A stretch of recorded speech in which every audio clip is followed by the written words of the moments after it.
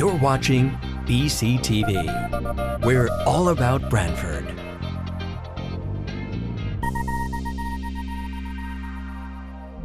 You're watching BCTV, Branford Government Television, a service of Branford Community Television.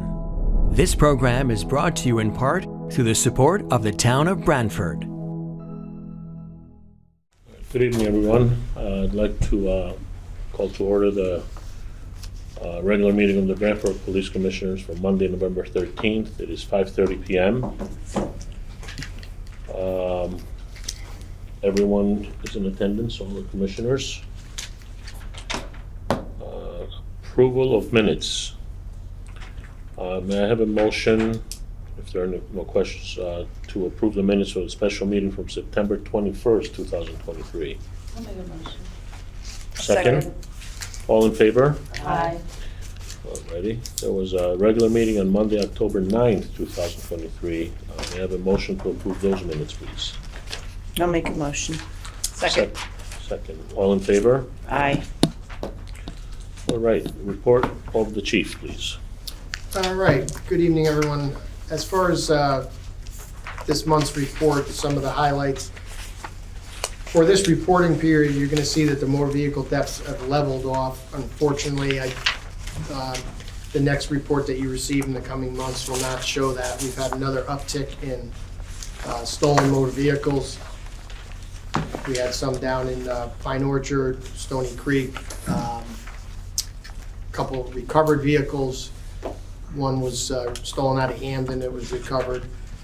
Our vehicles, out of them, I believe there was, say, 3 of them had keys in them. So we are asking people to be mindful of that and trying to help. We have seen an increase in windows being broken. This is across the region. As far as now, even if your car is locked, if there's valuables or they think there's valuables, they're smashing a rear window and entering the vehicle. They can do it very quickly. So please don't leave valuables within plain sight, or for that matter, in your car at all. So you're gonna see an uptick in that. We've had some discussions. We have some upcoming meetings regarding that. You know, I had to recently reply to an email, and basically the long and the short is there's so many factors in play when we're looking at this issue that is really affecting every community in Connecticut. Where are the answers on how we can curb it? What I can tell you, as I've said in the past, our midnight officers specifically are out there. They are interrupting some of these stolen vehicles. As you know, the outcome is that they take off, and if there's not a component of violence, we're not going to chase them pursuant to the state policy. And the ones that we have encountered, they have taken off on us. They were stealing rims off of a vehicle not too long ago. The officer interrupted 4 of them in the act, engaged in foot pursuit with one of them. However, they were able to get away. So we are out there. They are trying. But again, what are the factors that are driving this? There's a whole bunch of them. There's not any one that we can point to and say we're going to solve this. I think it's going to have to be an effort by the court systems, effort in conjunction with the police, and some other fixes and tweaks to what's happening. So we are engaged with the community on that, but I do once again encourage people to lock everything up. Purse snatchings, as you remember, that was an ongoing. Thankfully, that's dipped a little bit, and I think some of that might be attributed to some of the crews that have either been arrested or they just went out of favor with them to commit such a crime, but we've held steady with that, thankfully. The theft from vehicles, you'll see that up to 125% increase. Some of that is what I was talking about, breaking the windows and taking valuables or looking for valuables within. The catalytic converter thefts, we've had a little reprieve from those. Those stayed steady for quite some time, but we have seen a little dip in that. Our arrests are up. We had 52 custodial arrests in the month of September. We went up to 67 in the month of October, so a little bit of a spike in our overall arrests. Again, if you look which would be page 3, the cases of the stolen vehicles, you'll see keys in vehicle 3 out of 4.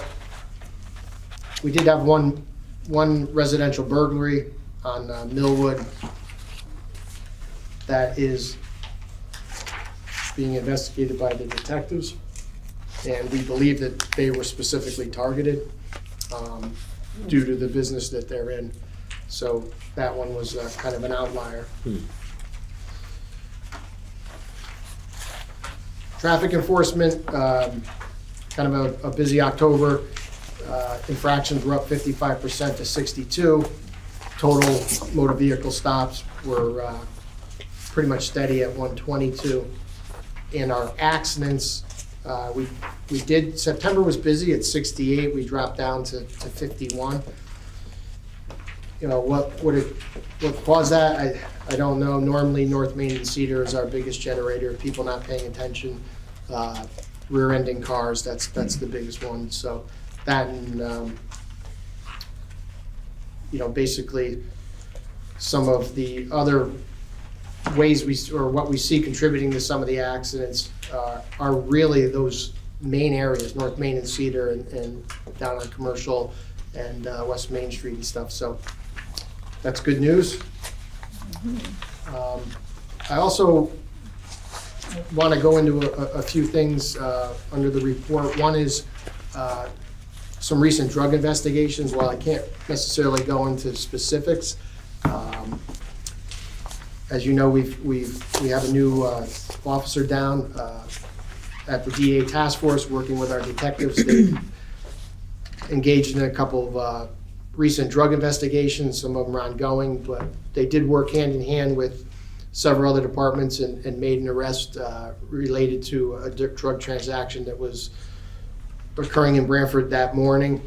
So I'm happy to report that the detectives and the task force officer are starting to ramp up some more in this realm. We try to do it as often as we can. The DEA, as you know, it's a perpetual battle for them, and we're glad to be partners with them, and we're very happy with how Officer Harrington is now integrated with them, and good things to come. So good work on the detectives, and more to come with that. As far as training and just some of the highlights, the firearm project, as you know, the commission approved a while back, asset forfeiture expenditure for new handguns with the enhanced sights on them. It's a 2-day training class for all the officers to get familiar with it. We had the first session the other day, so we do have a group that's already equipped, and I am happy to report so far the feedback has been great. They are scored in our firearms qualification, and as we anticipated with this enhancement, their scores went way up, so accuracy and overall proficiency is higher with these. So this will trickle out down the rest of the department. Myself and the deputy will be last in line as is appropriate. So now and until December, we'll be in this constant cycle of training to get that accomplished. The other important thing to note in conversations with the deputy, one of the things we're taking the boat out of the water now. The season's come to an end. We had a good season. I think it was well received.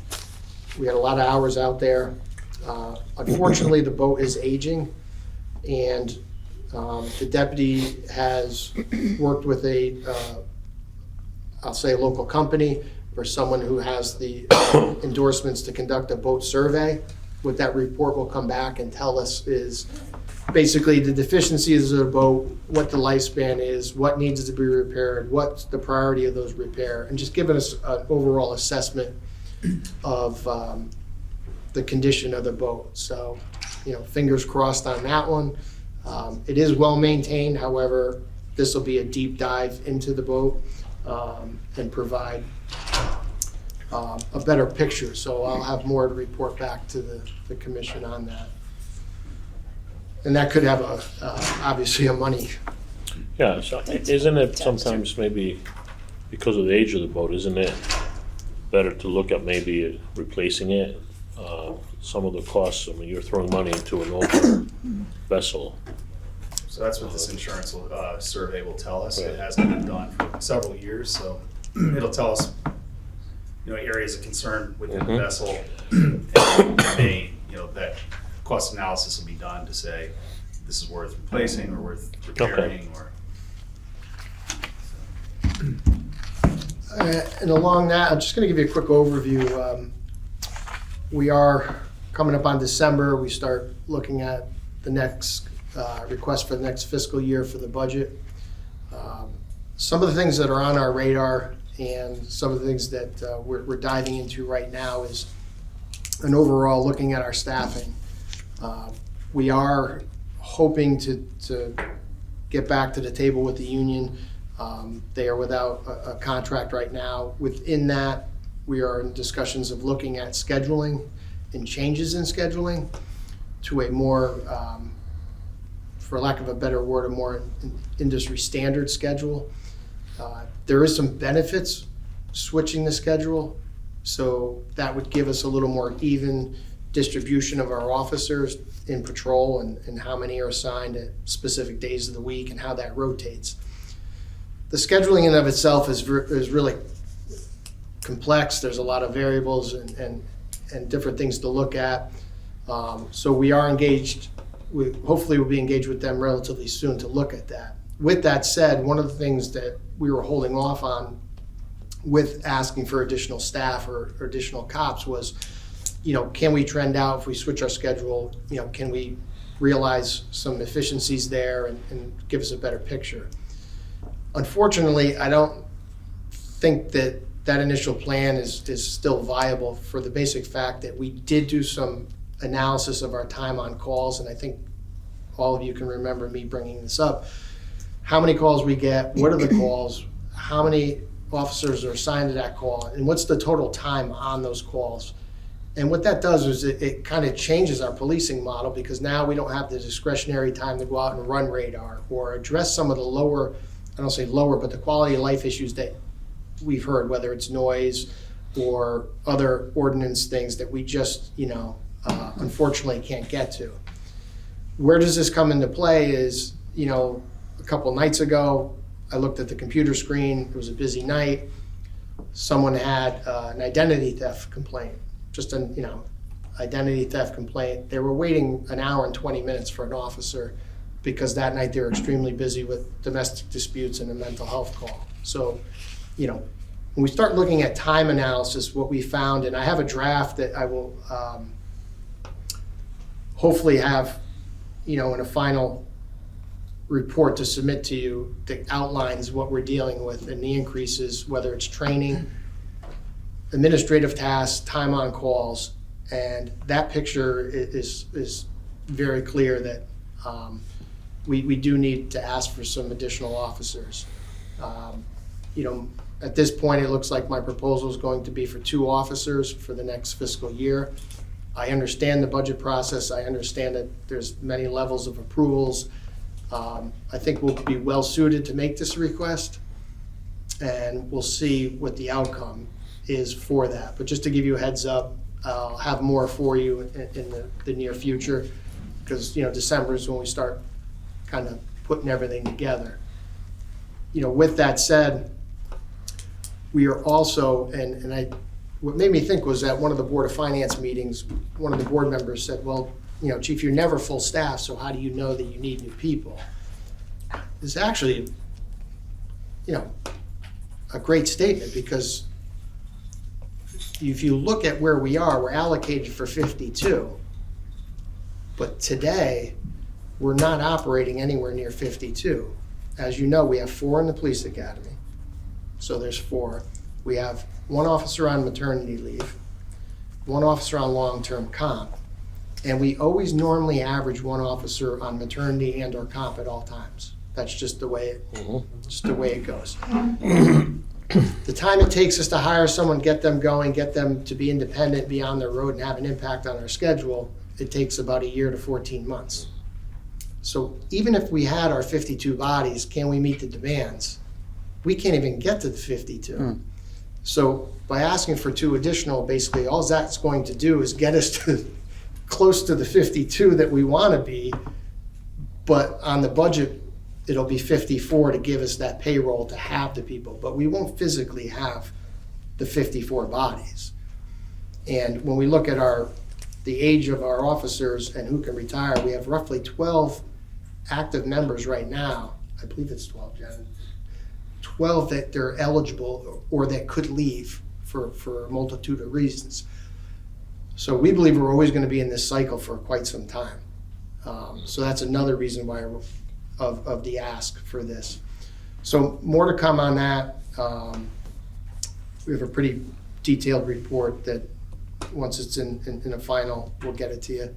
So just, start thinking of some budgets or any priorities that you think we should look at. And other than that, another big ask at that point, unless you have any questions, I'll turn it over to the deputy for a building update. Can I just ask you a quick question? Yeah. So if we were up to the 52, say in the dream world, we had 52, would the changing and the scheduling be easier at that point? It gives you more Flexibility. more officers per squad. So, your days, evenings, you would have more officers. Now, the question is going to be, well, if you had the 52, we give you the 54 and you were there, what is it going to look like? Right now, we're engaged just in core services, core police services. We no longer have 2 officers assigned to traffic. Right. They're gone. We don't have an officer augmenting the detective bureau, rotating through there. What we like to do is have a patrol officer rotate through the detective bureau. One provides them an additional officer to help with taking statements, and the officer learns. So we're cultivating our future detectives that way. The other thing is, with Danielle and the outreach with the social worker, we're doing that on duty time with on-duty people. So what could we look like in the future if we had extra bodies? Traffic would be wonderful. The detective rotation The things. RPO body pulled as well. What? Yes, thank you. The deputy brought up, I omitted, that out of that officers, the 4 that are in the academy, the 2 maternity and comp, we also pulled an officer out of our patrol division, assigned him to our records division to be our RPO, risk protection officer liaison. That impact is within this report also, and the numbers are astonishing. So some of the investigations are taking longer, but we just can't get to that. In a perfect world, we would like to have the traffic officers. We would like to have those things. But again, right now, we're just core patrol. I think the other issue you've brought up several times is that it's difficult to get qualified people to apply. The other question or comment, I guess, that I have, the regional squad that we have been seeing, very appreciative of seeing them. How often are we scheduled to have that in Branford, or that group in Branford? And can that be increased to help some of the people that you've pulled? What are we doing, Jeff? So once monthly, they're going to one of the regional towns. So, we could look into getting them into town more often, although, a lot of that job is being filled on an overtime basis. So there is a cost to all the towns regionally. I can't believe it's not making a difference, though. To have their presence in town is huge. I know some people don't like it. I like it. I think it's a safety factor, especially at the Pretzel. Again, like some of the crime issues that we were talking about, there's a multitude of factors that are in play. If you look at traffic stops, whether it's at the state level or locally, they're all down. They're down significantly. Is that what's causing that? Is it more time on calls, other demands? Is it a shift in focus? Is it, I know, as we know, some of the state police data that came out, like their traffic stops were down significantly. So, what's driving that? For us, it is nice. The regional effort did garnish a lot of attention. It's very effective. They have started going to a half-day model where they'll go to East Haven for half the day, then they come to Branford for half the day. But like the deputy said, that's funded predominantly by overtime. It's a good investment. They stop. I mean, the numbers speak for themselves. What they are seeing is a big increase in unregistered, unlicensed people driving under suspension. So those are important cars to get off the road. So they're doing that. Not as much as the speed enforcement. It's more just your unregistered and on the phone type of violations. So yeah, there's cost savings, there's efficiencies. The benefit of the regional programs, whether it's SWAT, traffic, computer crimes, is, we all contribute. So you do get kind of quote unquote success in numbers at a lower price. You can't really, unfortunately, regionalize your core services at this point. But it is something that we are happy with the results. Okay. I'll turn it over to the deputy for the Building renovation. building. So tonight, we've been requesting the endorsement of the police commission to move forward with the building project. As you're aware, this has been a multi-year project to this point already. We began investigating this renovation back in 2019. Downs Construction Company has completed cost estimating, along with the design development phase being completed by Jakunski Humes Architects. And they estimate the project to be about a $20 million project with the current scope that we have. So obviously we know this project is a major renovation to the building, firearms range, the entire site here at the station.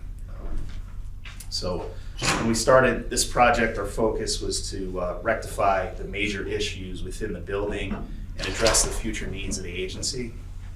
So this solution proposed addresses all the issues that we've investigated over the last several years within the building and within the site itself. So the plan was to address all the issues, approach the town for funding under one major bonded renovation project, as opposed to multiple smaller capital projects, which would have taken us a long time to complete and would have interrupted operations here at the police department, as those projects went on. So our plan now is to vacate the site, thereby reducing the phases of the project and allow the construction company to come in, perform all the renovations at a faster pace, which will also be a reduction in cost because they'll be able to come in, take care of everything that's needed and get us up to speed. So the building is, it's a 30-year-old building now at this point.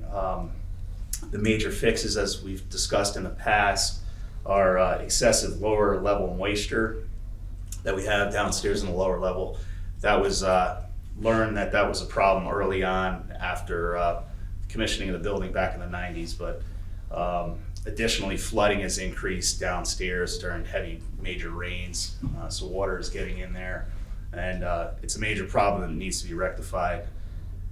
Our cell blocks, they're dangerous, they're outdated, they came over from, I believe, the original building on Harrison Avenue, but they're not up to code and they're not up to industry standard in terms of safety, and they need replacement. Reallocation of our square footage to accommodate our growing number of female officers within the agency. So our female locker room, there's a lot more women in policing than there was in the past, and they're out of space there, so we need to renovate to give them more space. Our roof is leaking throughout the building. It needs to be repaired, and our windows need to be replaced. They're at the end of their useful life. They're rotting on the sills, several of them are broken. The project, obviously, it's a huge number, but I can't give you everything that incorporates, but we've looked at pretty much every facet of this building. Updated energy efficient electrical HVAC system, so it's going to run off of mainly electric to reduce dependency on fossil fuels, and it'll have solar panel backup to create clean energy for the building. So the site work is also extensive. It's a change to the front to include adequate public parking at the front of the building, so people don't have to walk from the back of the building up the hill to get to the front. There's often not enough parking in front. We're gonna increase security in the rear, basically replacement and upgrades to every major mechanical system within the building. Like our generator it's beyond its useful life. That's replaced. Our UPS system, which is our backup electrical system, needs replacement. Our elevator needs replacement, all the components of the elevator at this point. Fire suppression, just everything within the building. There's an additional upgrade to dispatch with an additional console for added capacity within dispatch. And basically, when we're done with it, the town will have a 30 to 50 year solution where this building is all set, won't have to be touched. Thank you. So, it's a very, very important project and a well-needed project for all the upgrades. I guess really quickly before we discuss it, you said we need to vacate the property, so you're setting up something temporarily? Right, so the fire department at 45 North Main has what was built as an additional volunteer company called Company One in the rear. Based on the status with volunteers, they don't occupy that space for a volunteer company at this time, so they're willing to allow us to use that space for our patrol division. So our patrol will work and operate out of North Main Street. We're also going to use some of their administrative space upstairs for our administrative offices there, and we should be able to vacate this building. With the exception of dispatch, dispatch will be phased, so dispatch has to stay here because of the equipment that's here, the tower that's here.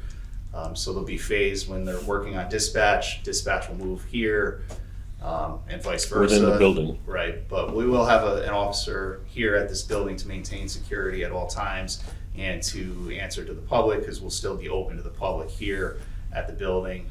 We may need a trailer up front at times during the project for the public to meet the officer in a trailer out front.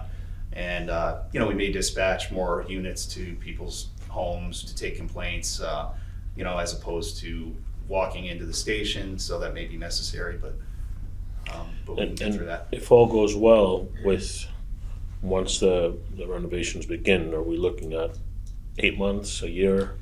It's probably gonna be an 18-month project. 18 months. Yeah.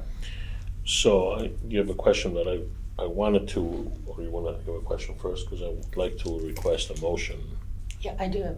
Go ahead. Is there any discussion of using part of Canoe Brook? We did look at Canoe Brook to move there. The fire department's a better option for us because there's already security on site there. There's Yeah. cameras on site. There's doors that lock that officers can swipe in and out of. There's space for trailer facilities for locker room space and locker room storage and shower facilities for officers changing shifts. There's a good amount of parking there. So, Yeah, just we wondering. feel comfortable with that plan as So, opposed to Canoe Brook. I guess what I'd like to do is request for a motion for the Branford Police Commission to endorse moving the project ahead to the next phase. I'll make a motion. I'll second. All in favor? Aye. Okay. Thank you very Thank you. much. Yeah. Alrighty, Patty, we're moving on to traffic requests. I'm sorry, excuse me, Sharon, can we go back to approval of the 2024? Oh, we never commission went to meeting that. Schedule before traffic. Okay, so that was on the report of the, so everyone has, the calendar for all the dates for 2024? Do I need a motion? Yeah. Okay, I'd like a motion to approve 2024 meeting dates of the Branford Police Commission. I'll make a motion. I'll second. All in favor? Aye. Now we can go to traffic. Okay. First item is a request for speed bumps on the Supply Pond Road. The commission is the traffic committee is recommending approval of additional speed bumps on the Supply Pond Road, leaving it to the engineering department to decide how many and the location. Okay. Second request was for a crosswalk and speed bumps on Pine Orchard by the clubhouse. There is no action for the speed bumps. The traffic committee is recommending the crosswalk. And again, we are deferring to the engineering department to recommend and advise exactly where that crosswalk will go. Third one is a request for a hidden driveway sign prior to the entrance of Civil Creek Landing and a line of sight issue. There is no action for the hidden driveway. The line of sight issue, we did talk about. There is a line of sight issue turning left outside of Civil Creek. It appears that it is on the association property, and the committee is recommending that the association take care of it. Okay. The request for sidewalk on South Monowese from Civil Creek to Parkside Village. Again, this request has come up before. We have recommended to the 146 management, Route 146 Management Committee, the importance of having those sidewalks there. But we were asked tonight to compile a letter from the commission to our state reps, stressing our support for the need to move forward with that as quickly as possible. So that is the recommendation from the traffic committee. Do we have to take a vote on this each and every time, just, or can I do it at the end? No, the commission typically goes through all the items, and then at the end you make the motion to accept the traffic committee as. Okay. Then the next item is an engineering recommendation regarding the changeable speed sign where it's been placed on Mill Plain Road.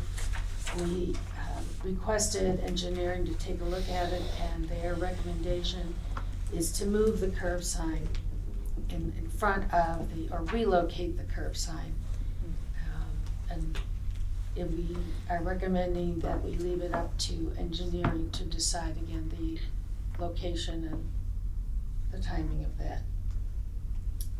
Second item was in regard to parking on Church Street as you approach the Meadow Street intersection, about the number of cars that are parked right up to the edge of the corner, causing a line of sight. The committee is recommending that we put in no parking signs 25 feet from that intersection, with an arrow pointing towards the intersection and enforcement of the sign if a vehicle is parked there.